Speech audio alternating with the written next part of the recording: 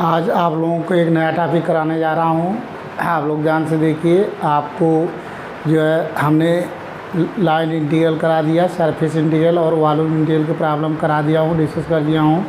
अब इसके बाद मैं कराने जा रहा हूँ आपको गॉस डाइवर्जेंस थ्योरम का ये स्टेटमेंट है। स्टेटमेंट 2 नंबर में आता है, write the statement of Gauss divergence theorem या write the statement of Stokes theorem. Important है फॉर 2 मार्क्स। स्टेटमेंट लिखने के लिए पेपर में आता है AK2 में, तो इम्पॉर्टेंट है। दिस कोर्स से आपको 2 नंबर में आ सकता है कि right the statement of Gauss divergence theorem. देख लीजिए 2007-11 बारे में आ चुका है। Write the statements of Gauss divergence theorem. तो गॉस डाइवर्जेंस थ्योरम का स्टेटमेंट क्या है? If F vector is a vector point function, F vector क्या हो? Is a vector point function होना चाहिए। वेक्टर पॉइंट फंक्शन मीन्स ऐसा फंक्शन हो जिसमें डायरेक्शन दिया हो। एफ क्या हो? या वेक्टर में डायरेक्शन दिया हो। वेक्टर पॉइंट फंक्शन मतलब वो वेक्टर क्वांटिटी हो। तो if F vector is a vector point function having continuous partial derivative, मतलब partial derivative first order partial derivative means F को फर्स्ट ऑर्डर पार्शियल वहाँ से del F upon del X, del F upon del Y, del F upon delta Z find कर सकते हो। Having continuous first order partial derivatives in the region V bounded by a closed curve, bounded by a closed surface S। Then देख लीजिए surface integral या vector double integral है या vector dot n cap ds equal to triple integral V means क्या है? Region है, V region divergence या vector dV where n cap is unit outward drawn unit normal vector is outward drawn unit normal vector to the surface S। ये आपका ये Gauss divergence का formula है। जहाँ भी हमें गॉस डाइवर्जेंस फार्मूला लगाना होगा तो ये आपका फार्मूला है गॉस डाइवर्जेंस का, याद करना होगा। Gauss divergence theorem means the relation between surface integral and volume integral is called Gauss divergence theorem. Gauss divergence theorem means कि the surface integral is equal to the volume integral, then this is called the Gauss divergence theorem। तो relation between surface integral and Gauss divergence volume integral is called Gauss divergence theorem. यह formula है, ये mathematically आप लिख सकते हैं। Double integral S या vector dot n cap ds equal to triple integral V divergence या वेक्टर dV। दिस इज जो है गॉस डाइवर्जेंस मोस्ट इंपॉर्टेंट है। यदि आपको मान लीजिए थ्योरी नहीं आते हैं तो आपको मैथमेटिकली लिख देंगे तभी आपको नंबर मिलेगा। इसलिए यहाँ एफ वेक्टर रिप्रेजेंट करता है, F vector is a vector point function है, एन का भी यूनिट नॉर्मल वेक्टर है टू द सरफेस S। और यहाँ एफ तो क्लियर है, इसका डाइवर्जन निकाल लेंगे। V the region, V means region है, रीजन मीन्स वहाँ आपको वहाँ से लिमिट निकले फाइंड होगा, XYZ का लिमिट यहाँ से फाइंड होगा। V दिया रहेगा derivative in the region V, वहाँ से लिमिट निकाल लेंगे। तो अगर हमें इवैल्यूएट करना होगा कहीं किसी प्रॉब्लम में कि using the Gauss divergence theorem evaluate the function this, तो यहाँ से इस स्टेटमेंट को लिखेंगे। यहाँ से आपको इवैल्यूएट करना है तो चाहे आप लेफ्ट हैंड साइड से निकालेंगे या तो राइट हैंड साइड से निकाल लेंगे, दोनों में से किसी एक साइड से निकाल लेंगे तो जो है क्वेश्चन सॉल्व हो जाएगा, गॉस डाइवर्जेंस मेथड से सॉल्व हो जाएगा। अगर आपको वेरीफाई करना होगा प्रॉब्लम में तो लेफ्ट हैंड साइड निकालना होगा और राइट हैंड साइड से भी निकालना होगा। अगर दोनों वैल्यू सेम आता है तो आपको वेरीफाई हो जाएगा गॉस डाइवर्जेंस थ्योरम। तो इम्पॉर्टेंट है फॉर स्टेटमेंट, इसलिए हमने नोट किया हूँ। सेकेंड है आपका, ये भी 2007, 8, 9, 12 में आ चुका है, स्टोक थ्योरम है। Most important for Stoke theorem, क्योंकि गॉस डाइवर्जेंस थ्योरम और स्टोक थ्योरम से एक क्वेश्चन 10 नंबर का पेपर में AK2 में आना ही आना है और स्टेटमेंट भी आ सकता है। इसलिए स्टेटमेंट आपको नोट कर दिया हूँ, ये आपको याद करना पड़ेगा दिमाग में। अब स्टोक थ्योरम का क्या है देख लीजिए statement. If S is a open surface, yes क्या है? जो an open surface bounded by a closed curve C and yes हमारा क्या है? ओपन सरफेस है जो bounded by close curve, close curve है C, उससे बाउंडेड है। एंड एफ वेक्टर क्या चीज़ है? एफ वेक्टर मीन्स F1i का है प्लस F2j का है प्लस F3 का भी जे नहीं वेक्टर पॉइंट फंक्शन। देखिए वेक्टर पॉइंट फंक्शन है, क्यों वेक्टर पॉइंट फंक्शन है? इसमें unit vector I cap, J cap, K cap दिया हुआ है और F1 F2 F3 are the component of a vector. F1 F2 F3 component of a vector का है ये, इसलिए डायरेक्शन दिया हुआ आई जे के कैप, इसलिए यह vector equal to F1 I cap plus F2 J cap plus F3 K cap is any vector point function है having continuous first order partial derivative. मतलब ये फर्स्ट आर्डर पार्शियल डेरिवेटिव यहाँ से फाइंड कर सकते हो। देन देख लीजिए यहाँ ये रिप्रेजेंट कर रहा है, दिस इज क्लोज इंटीग्रल, यहाँ सी दिया हुआ, सी मीन्स कर्व रिप्रेजेंट कर रहा है। जो इंटीग्रल कर्व है आपका वो क्लोज्ड कर्व है। अगर इंटीग्रल के ऊपर आपको सर्किल बना देते हैं इसका मतलब जो हमारा कर्व है वो क्लोज्ड कर्व है। तो integral F vector dot D R vector equal to double integral S curl F vector dot N cap D S, this is called जो है स्टोक्स थ्योरम। तो स्टोक्स थ्योरम का मीन्स क्या है? The relation between line integral and surface integral is called जो है Stokes theorem. Stokes theorem के लिए हमें लाइन इंटीग्रल की value equal to the surface integral हो तो इसको हम स्टोक्स थ्योरम का स्टेटमेंट कहते हैं। तो मैथमेटिकली आपका स्टोक्स थ्योरम का स्टेटमेंट है कि close integral C F vector dot D R vector equal to double integral S curl F vector dot N cap D S. N cap क्या है? Unit vector to the normal surface S है। N cap जो unit normal vector है। तो देख लीजिए यहाँ ये लाइन इंटीग्रल है। यदि आपको वेरीफाई आता है सरफेस इंटीग्रल का स्टोक्स थ्योरम से वेरीफाई क्वेश्चन आ रहा है तो यहाँ से सबसे पहले थोड़ा सा वेरीफाई जहाँ भी क्वेश्चन आएगा या तो स्टोक्स थ्योरम आया गॉस डाइवर्जेंस थ्योरम तो थोड़ा टफ है, लंबा क्वेश्चन हो जाता है। इसलिए वेरीफाई का मतलब हो गया हमको लेफ्ट हैंड साइड से भी निकालेंगे और राइट हैंड साइड से निकालेंगे, दोनों वैल्यू सेम आ जाएगा तो वेरीफाई हो जाएगा आपका स्टोक्स थ्योरम।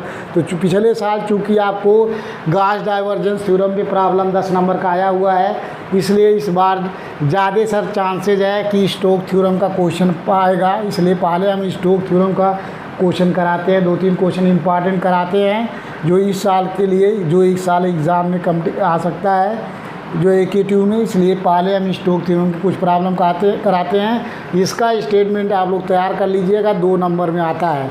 तो अब इसके बाद हम आपको क्वेश्चन कराने जा रहे हैं स्टोक्स थ्योरम का जो इम्पॉर्टेंट है फॉर दिस ईयर, जो इस साल पेपर में आ सकता है 10 नंबर में।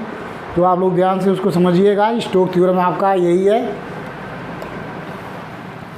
मोस्ट इम्पॉर्टेंट है फॉर दिस ईयर, इस साल के लिए बहुत ज़्यादा इम्पॉर्टेंट है। तो आपको देख लीजिए क्वेश्चन आपको सॉल्व करना है, इस साल पेपर के लिए 10 नंबर में आ सकता है, चांसेस ज़्यादा हैं। इसलिए आप ढंग से इसको प्रैक्टिस कीजिए।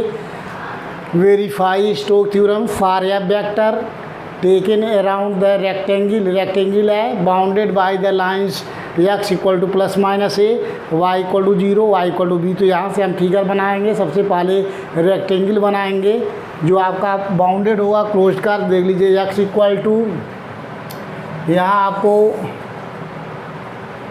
ये आपका x एक्सिस है, ये आपको y एक्सिस है, ये आपका हम मान लेते हैं चूँकि देख लीजिए x equal to A, suppose यहाँ x की वैल्यू ये है, x इक्वल टू ए और यहाँ x की वैल्यू माइनस ए है। Suppose x equal to minus A, पहले फिगर बना लेंगे और y की वैल्यू 0 है तो दैट इज ये आपका y इक्वल टू 0 हो गया। x axis is y equal to 0 and y equal to b। हम मान लेते हैं कि यहाँ y की वैल्यू आपकी b है तो y इक्वल टू b एक लाइन हम ऐसे खींच देते हैं।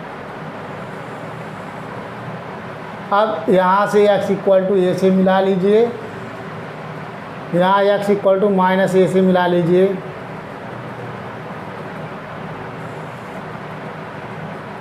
ये आपको यहाँ ये आपका x equal to minus A है, यहाँ से आपको मिला लिया तो ये हो गया आपका a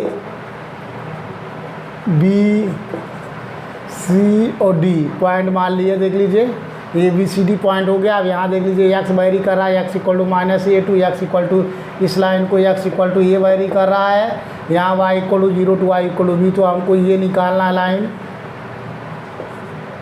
ये लाइन है आपका। देख लीजिए ABCD हमारा एक दिया हुआ taken around the rectangle bounded by, rectangle क्या है यहाँ ABCD इज द रेक्टेंगल हो गया।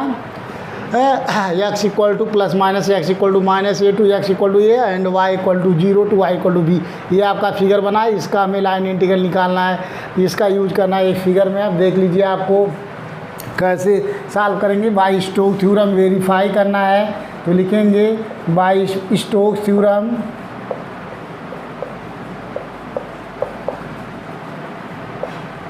बाय स्टोक्स थ्योरम क्या है, आपको सबसे पहले इंटीग्रल लिखना पड़ेगा C into F vector dot D R vector equal to double integral S curl F vector dot N cap into D S. ये फार्मूला होता है, इक्वेशन इसको बना लेंगे फर्स्ट। इसी को वेरीफाई करना, जो स्टोक्स थ्योरम है, ये स्टोक्स थ्योरम है, इसको वेरीफाई करना। तो वेरीफाई करने का मतलब लेफ्ट हैंड साइड से निकालेंगे और राइट हैंड साइड से निकालेंगे, दोनों वैल्यू सेम आएगा। तो सबसे पहले हम लाइन इंटीग्रल निकालने जा रहे हैं। लाइन इंटीग्रल का मतलब कि जो हमारा लाइन इंटीग्रल निकालने जा रहे हैं left hand side, line integral C into F vector dot D R vector की इसकी वैल्यू क्या होगी, इसकी वैल्यू मतलब ये सी रिप्रेजेंट कर रहा है rectangle A B C. C means A B C D, ये हमारा सी है। C means A B C D means ये क्लोज्ड कर्व है, आपको रिप्रेजेंट कर रहा है। तो इसको along the line, line integral है तो लाइन के क्रॉसपोंडिंग मीन्स लाइन आपको A B F vector D are vector निकालेंगे। हमें लाइन इंटीग्रल निकालना तो line along A B B सी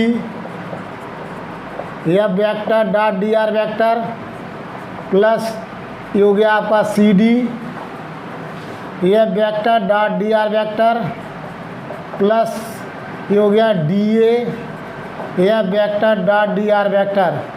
ये हो गया इक्वेशन सेकेंड। अब अगर हमें लेफ्ट हैंड साइड निकालना है इसका लाइन इंटीग्रल, तो हमको ये चारों इंटीग्रल निकालना पड़ेगा। Along the line A B निकालेंगे, along the line B C निकालेंगे, along the line C D निकालेंगे, along the line D A निकालेंगे। तो ये क्लोज्ड कर्व रिप्रेजेंट करता है। इसका मतलब हमें लाइन के क्रॉसपोंडिंग जो लाइन इंटीग्रल निकाल रहे हैं, लाइन के क्रॉसपोंडिंग इसको इंटीग्रेट कर देंगे, जो वैल्यू आएगा पुट कर देंगे, वो हमारा लेफ्ट हैंड साइड होगा। तो सबसे पहले हम पहले इंटीग्रल को निकालने जा रहे हैं। एलॉन्ग देख लीजिए, along the line A B, जो एलॉन्ग लाइन हम ए बी ले रहे हैं तो ए बी मीन्स क्या है, ए बी रिप्रेजेंट कर रहा है X axis. Along the line A B represent कर रहा है एक्स एक्सिस, तो along the line A B means X axis. अब एक्स एक्सिस पे X axis that is y equal to 0। X axis क्या होता है, y की वैल्यू 0 होती है। y 0 है तो इसका मतलब dy भी 0 होगा। इस केस में जो है अगर ये आ गया आपका y equal to 0 dy equal to 0, तो यहाँ से निकाल लेंगे। ये हो गया then line integral A B F vector dot D R vector की वैल्यू क्या आ रही है, सॉल्व कर रहे हैं। अब देख लीजिए यहाँ एक्स वेरी कर रहा है, X equal to minus A to, X की वैल्यू ए, यहाँ एक्स वेरी कर रहा है minus A to X equal to B. A point पे एक्स की वैल्यू माइनस ए है, बी पॉइंट पे एक्स की वैल्यू प्लस ए है, तो इसकी लिमिट हो गई X equal to minus A to X equal to A.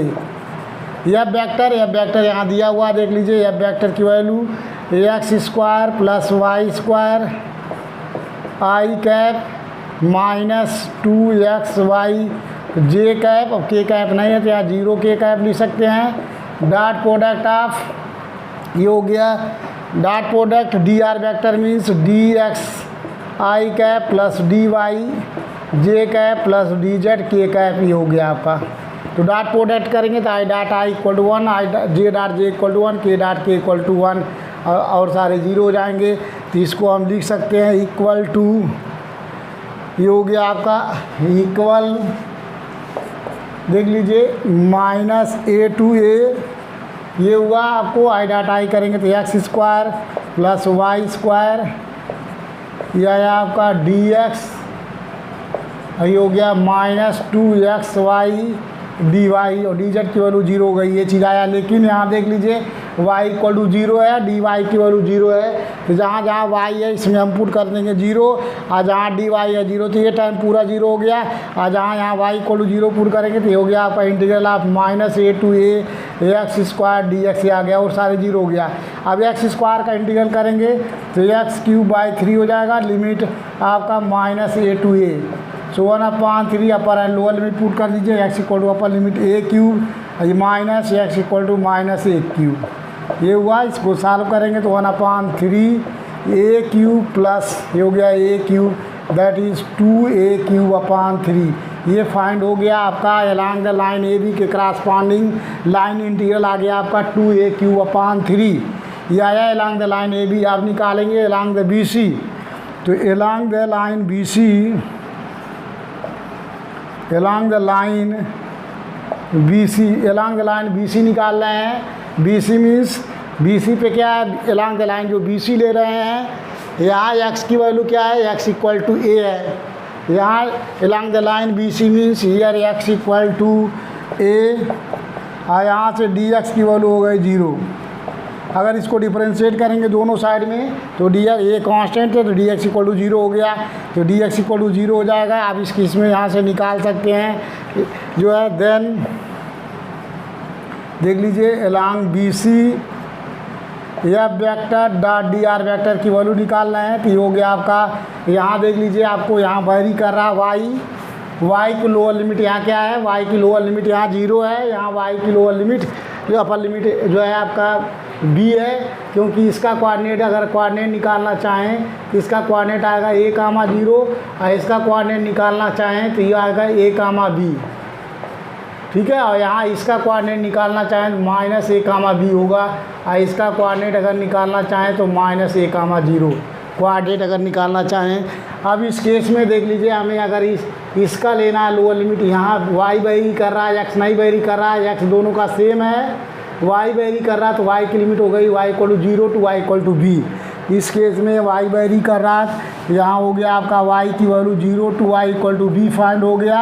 F vector की वैल्यू पुट कर दीजिए, x square plus Y square, ये हो गया dx, x square plus Y square I cap -2xyj cap, ये हो गया plus dot dx I cap plus dy cap.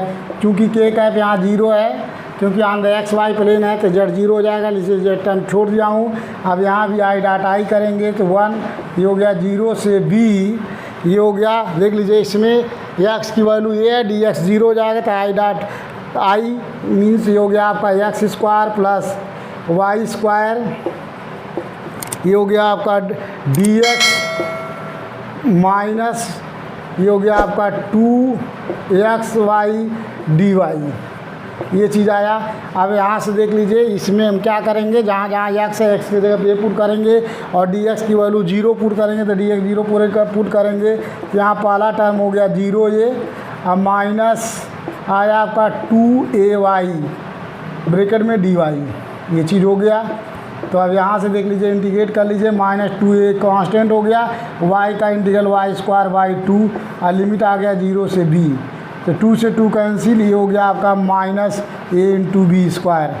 ये आ गया along the line B C, along the line B C की वैल्यू आ गया -ab स्क्वायर फाइंड हो गया।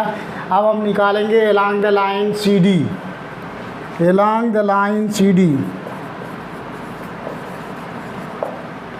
Along the line C D निकालने जा रहे हैं। Along the line C D देखिए किसको रिप्रेजेंट करता है, ये y इक्वल टू बी को रिप्रेजेंट कर रहा है। तो along the line C D means y equal to B, और यहाँ से dy निकालेंगे तो dy इक्वल टू 0। देन यहाँ देख लीजिए उसके बाद जो है then integral of C D into F vector dot D R vector निकाल रहे हैं, तो ये हो गया आपका। यहाँ देख लीजिए यहाँ जो है यहाँ आपको b नहीं वेरी कर रहा है, यहाँ भी y की वैल्यू b है, यहाँ भी y की वैल्यू b है, लेकिन x वेरी कर रहा है तो x की लोअर लिमिट हो गई a और x की अपर लिमिट हो गया -a, तो x वेरी कर रहा है, x equal to a to x equal to -a, ये हो गया अपर लिमिट, x की वैल्यू a एंड एक्स की लोअर जो है लोअर लिमिट हो गई ए और एक्स की अपर लिमिट हो गई माइनस ए। यह vector means x square plus Y square, ये हो गया आपका I cap minus 2xy J cap, ये हो गया आपका F vector dot D R vector means D X I cap plus D Y J cap. ये हो चुका, डॉट प्रोडक्ट करेंगे, ये आ गया आपका A2 माइनस ए, और यहाँ देख लीजिए i dot i means x square plus Y square, ये हो गया x square plus Y square d x, ये आया आपका माइनस 2xy 2xy हो गया आपका डी वाई। तो यहाँ से देख लीजिए y इक्वल टू बी है, डी वाई की वैल्यू 0 है, तो ये टर्म 0 हो जाएगा, और यहाँ y की जगह b आ जाएगा, तो ये हो गया आपका A2 माइनस ए, ये आया x square plus b square bracket में इंटू डी एक्स, और ये टर्म 0 हो चुका है। अब इसको इंटीग्रेट करेंगे, ये हो गया x³ 3, लिमिट आ गई आपकी A2 माइनस ए प्लस बी स्क्वायर कॉन्स्टेंट है, और हो गया x, लिमिट आ गई आपका माइनस A2a। यहाँ अपर एंड लोअर लिमिट पुट कर दीजिए, तो पुट करेंगे पहले वाले टर्म में अपर एंड लोअर 1/3 कॉमन, ये हो गया put x equal to minus A³ minus ये हो गया A³ upper and lower limit plus b square, यहाँ भी upper and lower limit minus a और माइनस ए हो गया। इसको सॉल्व कर लेंगे, ये हो गया आपका 1/3 माइनस A³ मीन्स माइनस ये हो गया आपका 2A³ और वहाँ से आ गया माइनस 2AB², ये आ गया along the line C D की वैल्यू आया माइनस 2A³ और माइनस 2B² आ गया, क्योंकि यहाँ माइनस ए का क्यूब करेंगे तो माइनस A³ हो गया, माइनस A³ ये हो गया माइनस 2A³, तो माइनस बाहर आ गया 2A³/3, और यहाँ देख लीजिए माइनस ए मीन्स माइनस 2A, तो माइनस 2A का प्लस B² में मल्टीप्लाई माइनस 2AB² हो गया, तो आ गया along the line C D निकल गया। Along the line C D की वैल्यू आई आपकी माइनस 2A³ माइनस 2B²। अब हम निकालेंगे along the line D A निकालेंगे आपका along the line D A. अब अलोंग द लाइन देखिए डी ए निकालना है, डी ए मीन्स एक्स की वैल्यू माइनस ए, यहाँ से डी एक्स निकालोगे, डी एक्स की वैल्यू हो गई 0, उस केस में देन निकाल रहे हैं,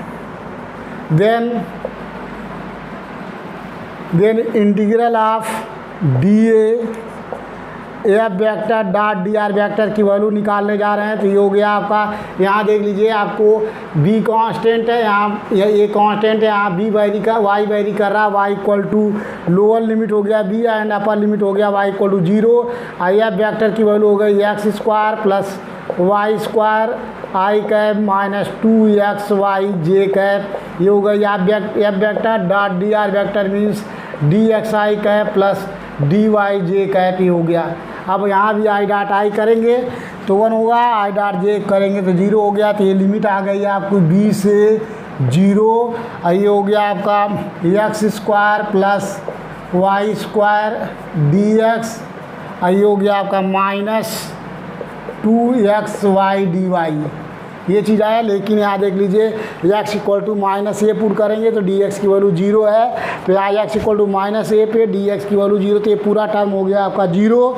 यहाँ आया x इक्वल टू माइनस ए पे, ये हो गया आपका b2 0, ये हो गया आपका 2a, क्योंकि x equal to a put करेंगे तो x के जगह पे ए पुट करेंगे तो ये हो जाएगा प्लस 2a, और हो गया y dy, तो 2a कॉमन और y का इंटीग्रल हो गया y के सापेक्ष y²/2, लिमिट आ गई जो है b से 0, से 2 से 2 कैंसिल, ये हो गया a ब्रैकेट में अपर लिमिट 0² माइनस b², ये हो गया आपका माइनस ab², ये आया। आप putting these values in equation second में हम पुट कर देंगे। So putting these value in equation in second में पुट करेंगे तो क्या आ जाएगा, देख लीजिए line integral c into F vector dot D R vector की वैल्यू आ गई। पहला यहाँ हम पुट कर रहे हैं ये आ गया आपका फर्स्ट आ रहा 2a³ अपान 3 और फिर आपको वहाँ फाइंड हो गया -ab² और यहाँ भी आपको -2a³ अपान 3 और -2ab ये हो गया ab², ये चीज़ आया अगेन -ab² आ गया आपको ab², ये चीज़ आया तो ये आपको प्लस माइनस कैंसिल हो गया, ये आपका आ गया -4ab², यह आ गया आपका -4ab²। इसका मतलब आपका जो लाइन इंटीग्रल फाइंड हुआ CF vector dot DR vector की वैल्यू हो गई -4ab²। ये आई, ये लेफ्ट हैंड साइड आपका आ गया, देख लीजिए लाइन इंटीग्रल यह vector dot DR vector equal to -4ab² find हो गया। अब हमारा ये लेफ्ट हैंड साइड फाइंड हो गया जो इक्वेशन 1 का है बाई स्टोक्स थ्योरम, इसका लेफ्ट हैंड साइड आया जो है integral of CF vector dot DR vector equal to -4ab² find हुआ है। अभी हमारा 50% क्वेश्चन हुआ है क्योंकि वेरीफाई करना है स्टोक्स थ्योरम। अब हम राइट हैंड साइड से निकालेंगे, अगर राइट हैंड साइड की भी वैल्यू आ गई -4ab² तो वेरीफाई हो जाएगा स्टोक्स थ्योरम। तो अब हमारा ये पोर्शन आप लोगों को समझ में आया होगा, इम्पॉर्टेंट है फॉर दिस ईयर, इस साल के लिए 100% इम्पॉर्टेंट है। आप इसको 4 बार 10 बार इसको प्रैक्टिस करके जाइए, एग्ज़ाम में ज़रूर मिलेगा, ये इम्पॉर्टेंट है फॉर दिस ईयर। अभी हमारा 50% हुआ है, इसलिए अब इसका हम राइट हैंड साइड से निकालने जा रहे हैं इसको।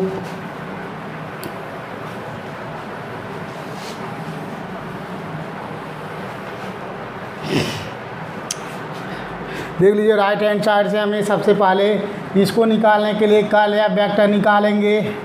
चूँकि देख लीजिए यहाँ आपको कर्ल या वेक्टर निकालिए, सो कर्ल या वेक्टर मीन्स होता है डेल क्रॉस या वेक्टर निकालेंगे। Del means i cap del upon del x plus j cap del upon del y plus k cap del upon delta z। ये हो गया आपका डेल क्रॉस या वेक्टर की value x² plus y² i cap -2xy j cap plus यहाँ 0 × k cap लिख लेंगे, क्योंकि यहाँ डिटर्मिनेंट बनाना होगा, क्योंकि यहाँ क्रॉस प्रोडक्ट है, इसलिए determinants of i cap j cap k cap, उसके बाद में i j k का coefficient del upon del x del upon del y and del upon delta z। इसी तरीके i का कोफिशिएंट x² प्लस y² ये हो गया -2xy, ये हो गया 0 इक्वल टू, ठीक है। फर्स्ट लेंगे i cap, first row first column cancel, इसका मल्टीप्लाई इसमें, so del upon del y into 0 minus हो गया del upon delta z -2xy, ये हो गया minus plus j cap, first row in second column cancel, इसका multiply इसमें करेंगे, so del upon del x into 0 minus del upon delta z और bracket में हो गया x² plus y² plus k cap, bracket बंद, first row in third column cancel, इसका multiply इसमें करेंगे, so del upon del x minus 2xy minus del upon del y, इसका multiply इसमें करेंगे, ये हो गया x² प्लस y²। सॉल्व कर लीजिए, क्या आ रहा है इसकी वैल्यू, ये हो गया देख लीजिए i कैप, ये टोटल 0 हो गया, z के साथ डिफरेंशिएट करेंगे, 0 का डिफरेंशियल 0 हो गया यहाँ, और यहाँ जब xy को z के साथ डिफरेंशिएट करेंगे तो xy टेकिंग कांस्टेंट, इसका भी डिफरेंशियल 0 हो गया, प्लस j कैप, यहाँ भी ये 0 आ चुका है, इसको जब z के साथ डिफरेंशिएट करेंगे xy कांस्टेंट, ये भी 0 हो गया, प्लस k कैप, यहाँ डिफरेंशिएट करेंगे x के साथ तो y कांस्टेंट, ये हो गया x के साथ डिफरेंशिएट करेंगे y कांस्टेंट, तो x का डिफरेंशियल 1, ये हो गया -2y, और यहाँ आपको डिफरेंशिएट करेंगे जो है y के सापेक्ष तो -2y।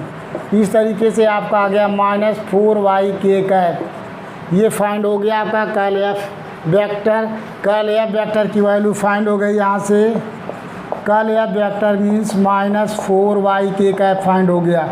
अब हमें निकालना एन कैप, ये निकल गया एन कैप क्या होगा, चूँकि देख लीजिए आपका ये XY प्लेन है, क्योंकि ये एक्स एक्सिस है, वाई एक्सिस है, एक्स वाई प्लेन है, इस प्लेन के परपेंडिकुलर यूनिट वेक्टर क्या होगा, के कैप होगा। जब एक्स वाई लेते हैं उस एक्स वाई प्लेन के परपेंडिकुलर यूनिट वेक्टर चाहिए, तो उसके परपेंडिकुलर एक्स वाई प्लेन के परपेंडिकुलर यूनिट वेक्टर होता है एन कैप इक्वल टू के कैप। तो यहाँ हमारा एक्स वाई प्लेन है, क्योंकि सिंस एक्स वाई प्लेन, यहाँ हमारा एक्स वाई प्लेन है, सो एन कैप इक्वल टू के कैप, ये फाइंड हो गया। अब यहाँ से एन कैप की वैल्यू के कैप फाइंड हुआ, यहाँ से डी एस निकल जाएगा, डी एस की वैल्यू हो जाएगी डी एक्स डी वाई अपान एन कैप इंटू के कैप। ये फार्मूला होता है एक्स वाई प्लेन में, सो ये हो गया डी एक्स डी वाई अपान ये हो गया के कैप डॉट के कैप, ये आया आपका D x d y find हो गया। अब हमें ये निकल गया, अब हमें ले लेंगे राइट हैंड साइड ले लीजिए, left hand right hand side ले लीजिए।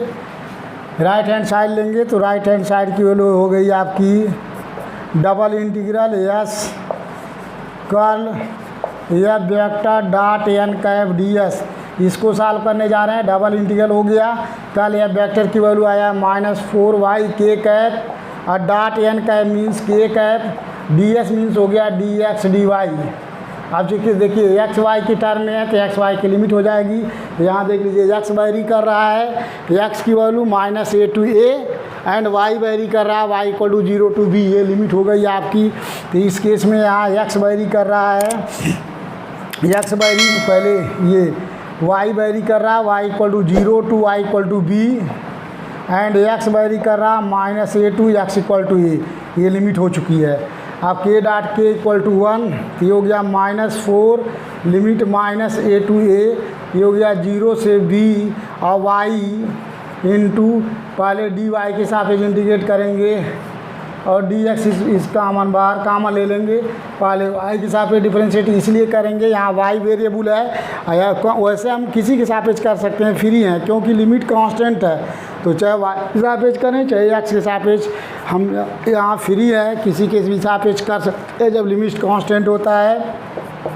ये हो गया -4 और ये आया आपका y का integral -a to a, y का इंटीग्रल हो गया y²/2, लिमिट आपका आया गया 0 to b into d x, 2 से 2 काट देंगे -2, ये हो गया -a to a, ये हो गया आपका b² इंटू डी एक्स, तो b² इस कॉमन हो गया, ये हो गया -2, b² इस कॉमन और फिर 1 का इंटीग्रल x के सापेक्ष x आया, ये हो गया limit -a to a, put कर देंगे तो -2b² put x equal to a minus put x equal to -a, तो यहाँ से सॉल्व कर लीजिए, ये आ गया -2b², अब ब्रैकेट में a + 1 मीन्स 2a, ये आया आपका -4ab²।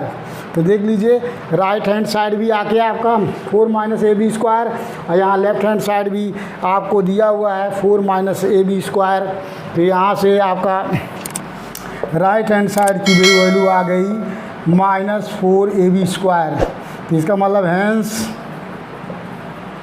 Left hand side equal to right hand side, hence verify Stokes theorem, hence